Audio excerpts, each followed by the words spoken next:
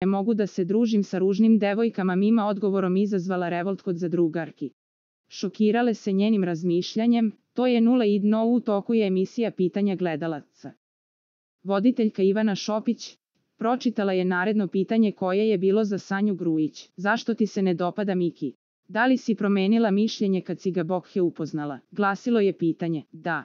Moja mama je veliki fan od Mikija, on je u emisiji vređao ženski rod, rekla je Sanja. Komentarišem devojke i njihovo ponašanje, šta ovde urade, dodao je Miki. Ogledala sam to do pola. Vrlo je prijatan, kulturan i normalan, objasnila je Sanja. Sledeće pitanje bilo je za Milanu Šarac. U profilu si rekla da se ne druži sa ružnim ljudima. Navedi 3 ružne devojke, pročitala je Ivana Šopić. Rekla sam da se ne družim sa ružnim devojkama. Ne mogu da se družim sa ružnim devojkama. Sa Aleksandrom se ne bih družila. Lorena, ne sviđa mi se ponašanje, drčna je, nije ništa o vau.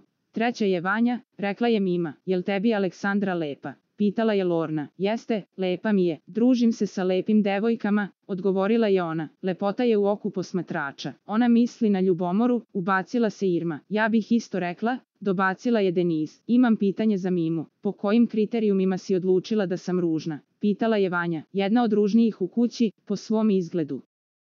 Treba da budeš sama sebi najlepša da bi se drugima svidela, odgovorila je Mima. Da ona isto tako razmišlja, da gleda po izgledu, da li misliš da bi se Aleksandra družila sa tobom? Pitala je Lorna. Bi, odbrusila je Milana. Ženski rod jako poštujem. Ne postoji lepa žena i ružna, sve su lepe ili manje lepe, prokomentarisao je Zoki Šumadinac.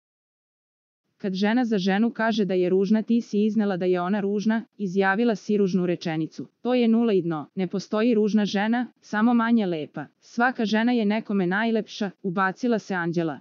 Za najnovije vesti iz realitija estrade kliknite subscribe, like i zvonce. Svaki dan najnovije vesti, zato nas zapratite.